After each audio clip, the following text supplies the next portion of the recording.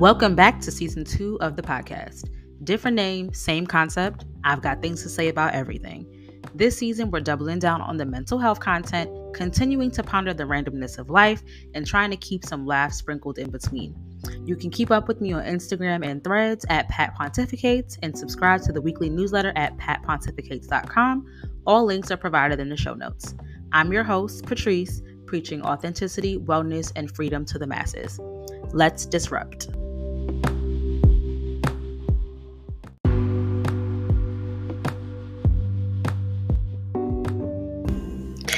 Hey y'all. So this episode is a little out of the ordinary for a number of reasons that I'm going to name. So typically I record episodes weeks in advance. I usually have a little schedule. Topics are chosen way ahead of time. Things are ready to go way before they actually go live. Today's episode, if I let this air, was I hopped on the mic and I recorded this days before it airs. That's important to name because I didn't outline anything. I just felt like I had things to say and I went for it. So the episode that was actually supposed to air today, I'm going to find some other time to let it go. That was important to name for a number of reasons. So I'm sitting here trying to think about how I want to articulate what I want to say, because from the very first episode that I put on the podcast, so now I've kind of changed my approach with how I sit in front of this mic. If you haven't already noticed, I don't curse as much as I used to from the first episode. There are some episodes that you might not see available to listen to anymore in the podcast because I care about my professional reputation more than I did at the time when it aired, because at the time I was unemployed and I didn't know what I was going to do with my life. And I was kind of like, F it. I'm just going to say what I need to say, get it off my chest, however raw it comes out. And I'm still in a similar vein, but there are some things at stake. And it's not that I'm trying to water down my message. I'm just trying to say it in a way that if somebody has to ask me, well, why did you say it that way? I can absolutely explain it without somebody scraping out a soundbite and getting me into some issues. It's not that I'm scared of. It's not that not scared of, it's not the right terminology. It's not that I care about what I said and how I said it. It's about the fact that the internet is a terrible place, as much as it is a good place. I've really noticed that a lot of the therapy that people refuse to engage is bleeding into the timelines and the social feeds and the interactions we have on the timelines and social feeds and the projections that people are engaging in on these platforms. And I do say this from a mental health professional standpoint, as well as just a bystander, a person observing these interactions. And one of my favorite examples of this is, it's not that old, of this lady talking about how she likes to wake up every morning, her and her husband go and garden at 5 o'clock in the morning for 2 hours or whatever it is. And she spends quality time with her husband gardening. And the amount of people who jumped in that lady's replies with venom about some people can't afford to do that, and all the woke language. And I hate to use that term in that nasty way because that's what, the far right uses to demonize anything that is has a shred of equality in it. But it was literally that, trying to use terminology of the oppressed to say that she was, how dare you share your happiness with us? Some of us are mad. And it was whoa. And the lack of self-awareness with which people engage other people. Social media has now provided a place for people to do that in ways that in person, people would look at you and give you a side eye and be like, anyways, child. Now, because it's happening behind the screen, I think since COVID especially, it's been normalized to just dump it and even have people engage it and be like, it's like, oh, now I have permission to say that really strange thing that probably would have just lived in your head. And that's really weird. It, like, before, when people used to be like, find that person's employer because they out here saying weird racist stuff and like antagonizing and being a bully on the timeline, now it's like, oh, they said that it's not right to be racist, find their employer and get them fired. Or they're saying that they don't like that men don't understand why people are choosing the bear, find her employer to get her fired. Like, the plot is getting lost. All that to say that I, unapologetically say what I, feel in 2024, but I want to say it in a way that if somebody has to ask me why I said it, it's clear. That was a long introduction to where I'm going with this today. So, here we are.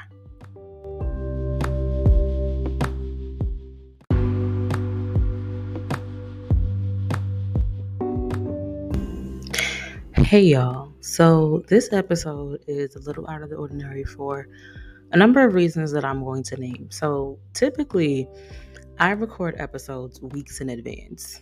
I usually have a little schedule. Topics are chosen way ahead of time. Things are ready to go way before they actually go live.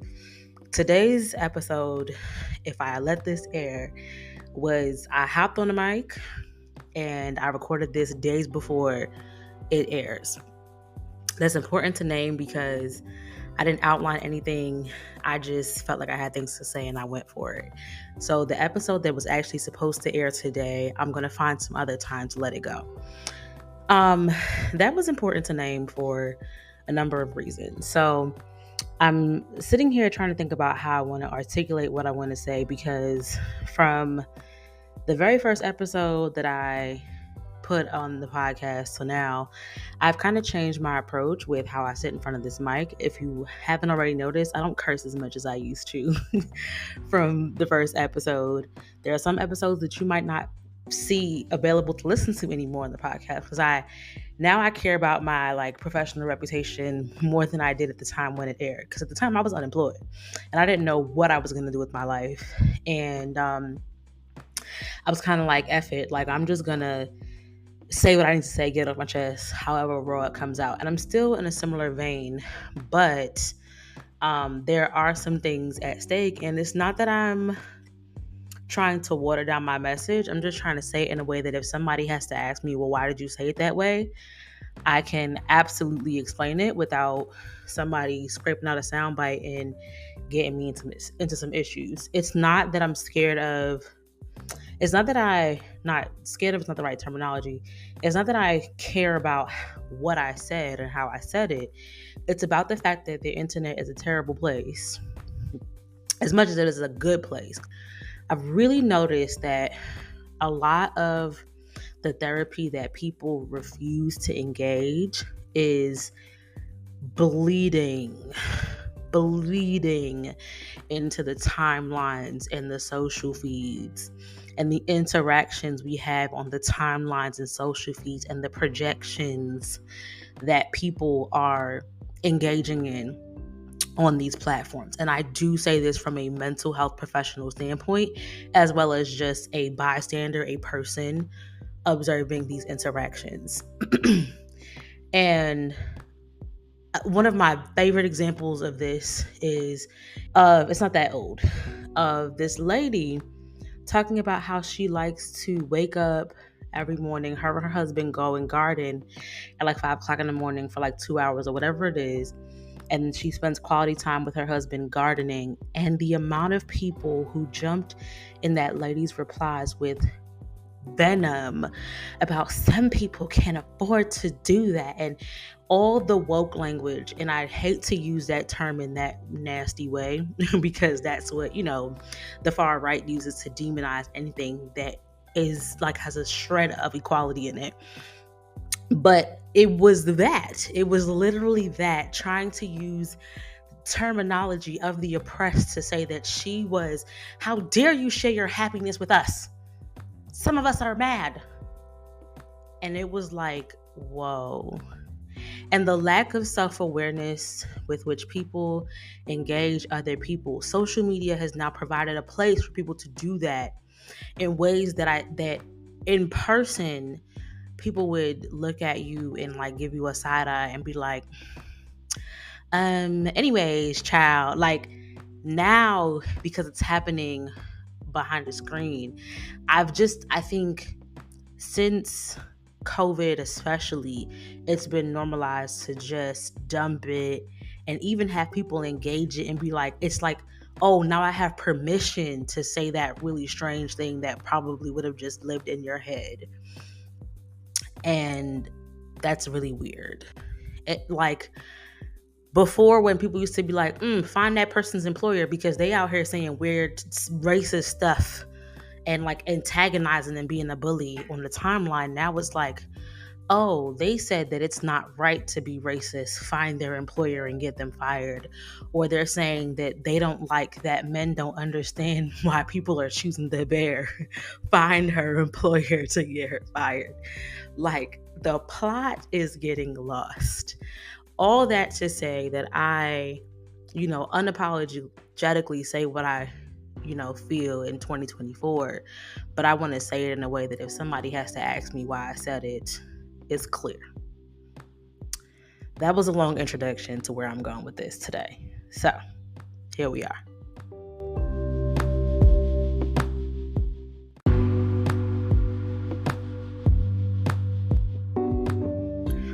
So, I'm going to start off by saying that in addition to realizing that people's level of self-awareness is extremely just much lower than I think I've given people credit for in the past.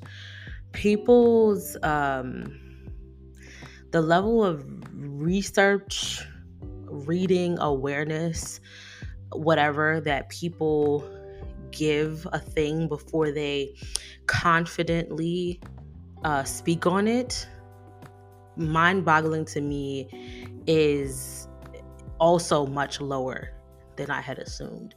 And I don't know, I don't have a label or anything to give this phenomenon, but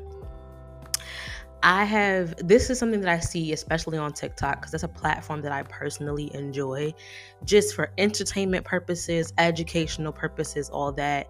RIP to the band because the government is threatened, but this is not what I want to talk about today. But I've seen the comments carry the platform. That is one platform where the commentary and the people who engage in the comments do half of the heavy lifting, if not more, in the platform being as successful as it is. But with that also, in ways that like Instagram can't even do. The comments on Instagram, like, you will rot in there. With that, I've also seen, for example, which also happens across other platforms though, people will say things definitively and be dead wrong. So just to pull something out of a hat here, for example, it was something about a celebrity, and they'll be like, Megan said this on this day, and somebody else would be like, no, she didn't. She got on live yesterday and specifically said XYZ to the contrary. And then the person will come behind and be like, oh, my bad, I didn't know. And I'm sitting there looking at the exchange like, well, then if you didn't actually know, why did you come in the comments and say with your whole chest, like, it happened that way and you knew you didn't actually know that? Right? And I've seen that happen with so many different things in so many different ways. And it's happening with so many conversations. It's happening. People are just assuming authority on things that they know nothing about. This is a context that I'm setting up for a larger conversation. So, with the rise of Shay Shay, yes, I was one of them people who Really appreciated the Cat Williams interview. It was messy. Yes, it was messy. Okay, fine. Shannon Sharp was not a journalist. Okay, his journalistic skills were not on point for that interview. However, I honestly didn't even know the podcast, whatever it is, existed before that interview. I didn't know he was doing that. So I didn't have a reference point for the previous interviews that Cat Williams was referencing. But also, like, what we expect from this man, like, we want Gayle King level, like, don't watch it if you don't like it. I don't know what to tell you. Like, it is what it is. But that was not the point of why Cat Williams was there. He was like, you had people on your show saying all these things because you don't got no good journalistic style, and it's not what it's for anyway. So I'm here to set the record straight, and that's essentially why he got on there. I appreciated the interview because there were a lot of things that has been said over the course of Cat Williams's career that he never actually had the opportunity to set straight. And he did that. But one of the key things, besides some of the things he did throw in there that were like outrageous, but I do think he was being slick in doing so, but whatever, that's debatable. Majority of what he said, almost immediately, like within the 24 hours of the interview dropping, people were pulling up quote unquote receipts for the things that he was saying. Clips from the 90s, 2000, whenever they were going back and like far. And one of the biggest things was that a lot of other smaller comedians who he's helped over the years there were receipts on them speaking to his character, things that we never knew. Like that I never knew, that I never heard of, spoke to how much he's helped them through the years. So not only did we have receipts about the things he was talking about with the people he was like, look at them a little closely under the microscope, we also have receipts for people speaking to his character as a person. And the biggest one for me personally, as a kid growing up watching Cat Williams, was, oh, so this man wasn't a crackhead. Like, that was big to me because that's a huge character assassination. To turn someone into a quote unquote crackhead, we know what that means within our community, right? Oh, don't listen to him, he just on that stuff. When that narrative versus somebody who was being discredited is a crazy juxtaposition. Even comparing that interview and even Monique's interview, because Monique told us, I didn't see as many clips of her interview, but Monique told us somebody blew up her trailer. And that sounds outrageous in and of itself. But then we saw a video of her trailer blown up. I'm gonna stop there, right? So this is what we had for these two very kind of outrageous interviews, right? And, you know, Monique has her own issues, but as far as the stories that were told about having issues in an industry.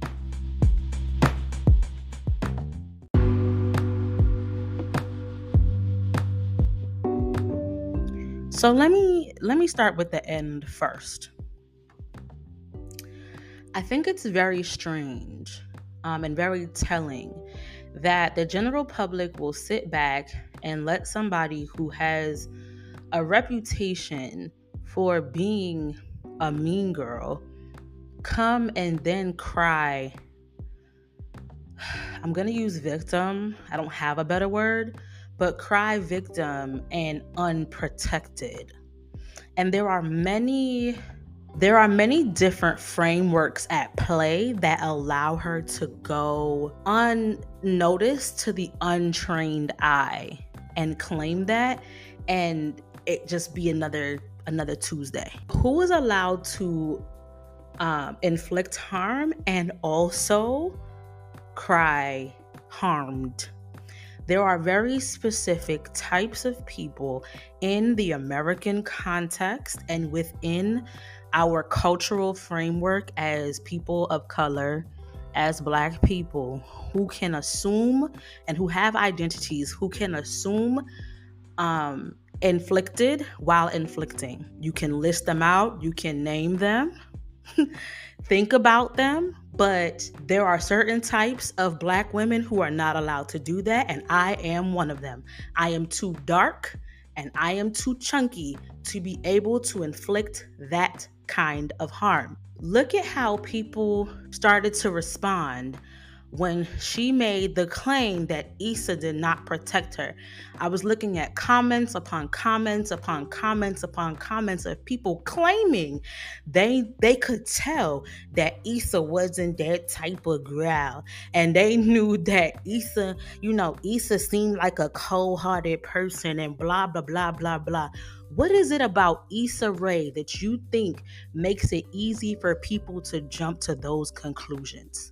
I'm not going to give you the answer, but I'm giving you the answer. And if you don't get the answer from all of that I just said, I don't think that you are equipped to pass judgment in this situation. I don't think that you are equipped enough, you've read enough, that you've engaged enough with this type of content to draw conclusions and bang your gavel about what she sat up on that couch and said.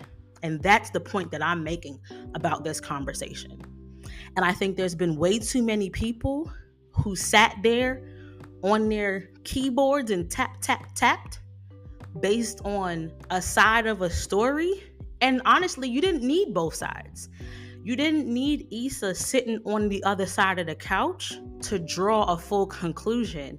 It's that your analysis was deep as a puddle and you were not able to come to proper conclusions. And that's what scares me. The conversation about neurodivergence, autism, and self-diagnosis was not about whether self-diagnosis is valid and autistic people can be mean and all the other shallow takes that I saw from way too many people. The conversation was about the fact that she primed people for the very conversation that I knew and other people in the little group chats and other people in my small circle knew was gonna happen before it happened and played out exactly the way it was gonna play out. She primed us for the conversation so that it could go exactly the way it went, and almost went off without a hitch. 5 days before she sat on that couch, she posted on Instagram with comments turned off, talking about thank you to whoever for helping me pursue this diagnosis, all the while insinuating that she's getting some kind of outside diagnostic input. Sitting on the couch, day of, insinuating, damn near saying she got an outside clinical diagnostic label, only to then afterwards on live say, I did it myself because it cost $10,000. The issue is not even about a diagnosis. The issue is not even about whether self-diagnosis is legit. Like, I don't even want to have that conversation because it's a slippery slope with a lot of people. The issue is that was manipulative. If you believe self-diagnosis is legit, there's no reason why you couldn't sit on that couch and tell us that. You control the narrative. You're a smart lady. I don't know why it was all of that. And I am here to tell you, as a mental health professional, autism diagnosis is not $10,000 fucking dollars. That was, honestly, everything I just set aside, that was probably the wildest thing that came out of that fucking conversation. That was probably the most egregious thing. That didn't come out of the conversation on the couch. That came out of the live after. That was probably the nastiest thing. And if it cost $10,000 for a rich lady, okay, she got more money than us. So I'm going to say rich lady, who I can't imagine doesn't have health insurance of some kind. $10,000? And people's inability to pick that apart because they wanted to attach their own stuff to the narrative she was bringing. That was exceptionally harmful. Even too, if you were a member If you are autistic yourself, if you are a member of the neurodivergent community, having someone attach their bullshit to your experience is harmful. Because now all somebody else is going to see is that they were telling you that the woes that they've had is due to a diagnosis that you share with this person. And somebody out there is saying, that lady is mean as hell. That's that autism, isn't it? I guarantee you that is happening as a result of what she's done. Guarantee you. I've obviously, you can't fully blame her for that because people are going to think what they want to think regardless. But I'm saying that she did not help. She didn't move a conversation further in any damn direction.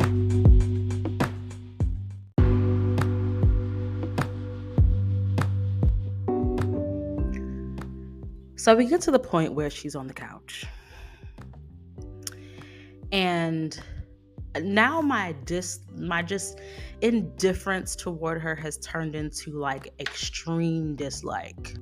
I'm watching a person who refuses to name that I have participated in situations where maybe I could have done something differently. There is not a moment where people also conveniently, in any of the takes that I've seen, have skipped over Samira Rice, that whole situation. That lady, Amanda Seales, should not have gotten off for any role that she played in that situation. Should not have gotten any pass for the role that she played in that situation, period. That is a point blank period. So when we say protect Black women, it has been used conveniently by some Black women who perpetuate harm against other Black women. And it seems to be the privilege, the ones who use it, who are actively harming others, it has to be the ones who have the privilege over other Black women. And we're talking about some kind of identity privilege, right? Samira Rice, I hope I'm not pronouncing her name wrong in any way. There's a maybe socioeconomic status privilege there, right? The death of her son being used for clout. My goodness. Whenever it's let me hold you accountable for being kind of icky in a situation, protect Black women. Which one? And why you? I don't want to too much focus on the details of what she said. I want to focus on the response, and also her knowing that she could say things how she said it and it would get chewed up. Now, I know not everybody has taken her words at face value, but I think one of the biggest differences is that after the interview was over, and let me just add this, the way that people have talked about Shannon Sharpe after in this particular interview in comparison to the others, y'all are giving very much colorist tropes of oh, big dumb Shannon, and y'all are doing way too much, and it's giving very much colorist, nasty, big dumb Black man. It's going too far, because there's the juxtaposition of the contrast of him versus the smart light-skinned lady. Because the commentary kept being, he's not smart enough to have this conversation. He's not smart enough to have these conversations. He's so stupid. And then when I find out that she asked to be on his platform, which then leads me to question, well, why would she, Miss Intellectual, request to be on the platform of a man that, wouldn't she know she was too smart, quote unquote, to be on this platform from watching the other interviews? She was on video saying she thought it would be a good look.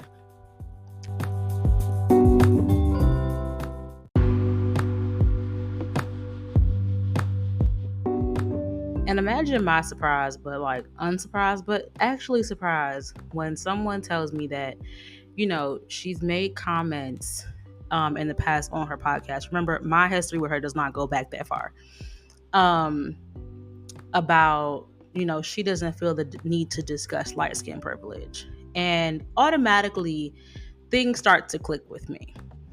Right?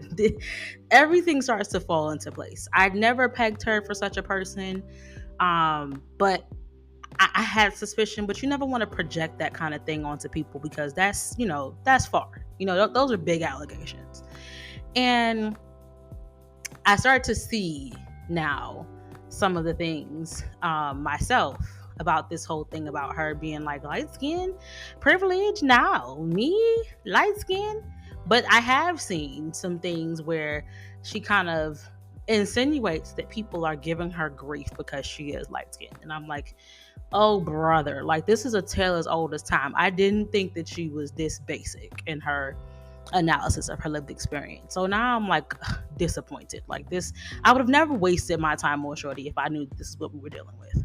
After a while, taking in some of the responses to her stuff, I was trying to figure out for the life of me why people's main arguments seem to be that people just misunderstood her because she was an outspoken Black woman, and people don't want to see Black women have a voice, and neurodiverse this and neurotypical people that. And until I seen 2 TikTok videos that were talking about people's specific experiences with Amanda Seales and, transgressions of old. Again, she was in New York for a long time trying to make it in media and all the. Does she still live in New York? I think she does. People's direct experiences with her, and I've seen a lot now that I knew about. I knew about people's direct experiences with her for a long time. I've heard about those things. It wasn't what the people were saying about how she was mean to them, because I've heard that, but it was people's like shock and awe in the comments that was truly catching me off guard. And people were like, oh, where's the receipts? Where's the receipts? First of all, the receipt is the video, because that was the one thing. It's who's allowed to tell a story, and their story alone is the receipt. But who is required to tell a story and have to have receipts to corroborate their story? Think about who was on the Shay Shay and had to have videos upon videos upon videos of evidence. Monique had to show a blown up trailer. So just the fact that she told a story about Issa, everybody was like, Issa's a cold bitch. Others were like, oh my God, I never knew she was like this. So one story that I listened to today before I decided to hop on the mic was about someone who was like, I've always heard people tell me never to work with her, but I wanted to deal with her myself. And, she was cool to me. So I worked with her in this situation. And then all of a sudden, like out of nowhere, she just switched when the A-listers came around, and it didn't make no sense to me. And we had agreed that I would get paid nightly, but then she ended up telling me, I would get paid when the run was done. But then she had me collecting money as part of me working with her, instead of just taking my $50 from the buku dollars that I was collecting in the bucket. She told me I couldn't get paid to the end, but I was like, okay, whatever. And then, her attitude switched toward me when the A-lister showed up for the show, and I didn't understand it. It was weird. And when everything was done, she did not pay me. And she was sending out newsletters, and I was so upset. She wouldn't respond to my emails or whatever. I was so upset that I unsubscribed from her newsletter.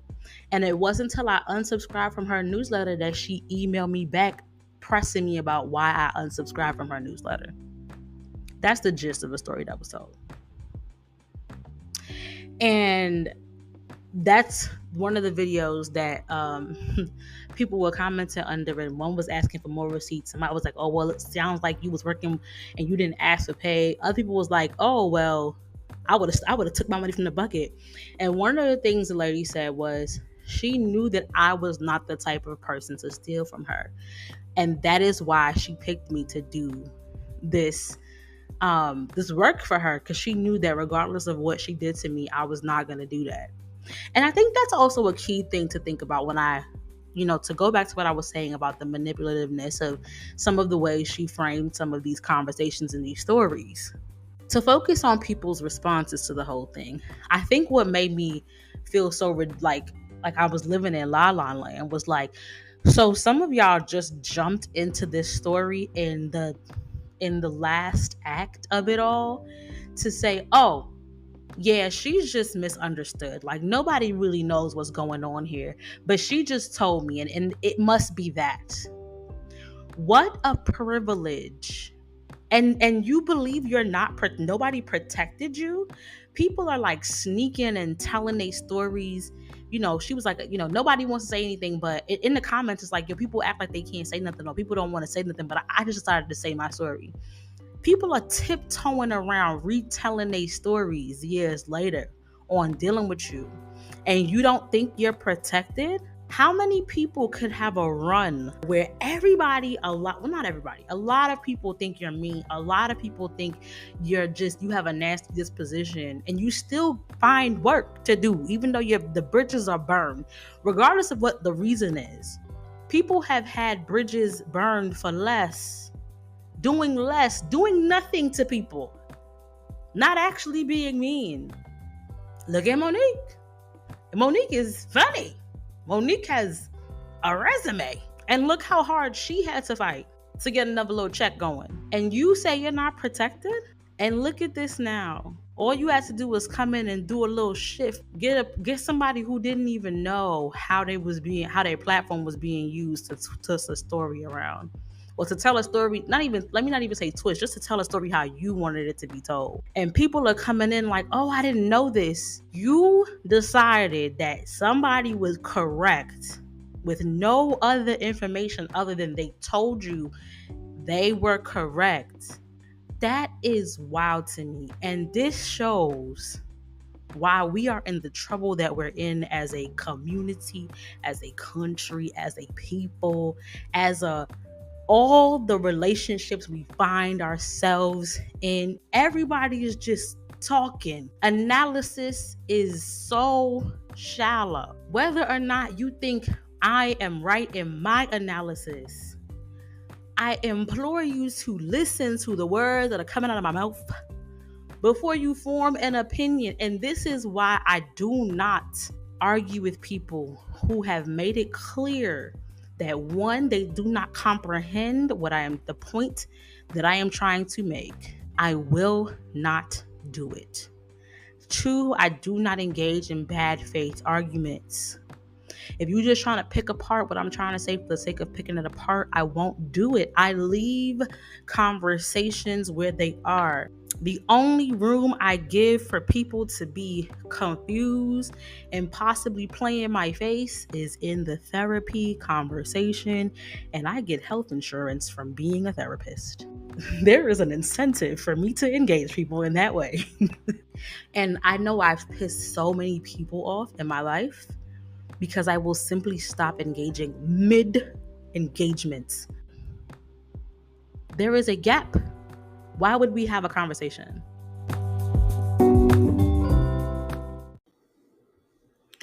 Thank you for listening to another episode of the Disrupting Silence podcast. In the show notes, you'll find a link to join the weekly Insider newsletter community for like-minded disruptors, people pondering their purpose, and recovering perfectionists. You can also follow me on Instagram and Threads at Pat Pontificates. Links are also in the show notes. If you have a listener question or just want to connect with me directly about something, send me an email at hello@patpontificates.com.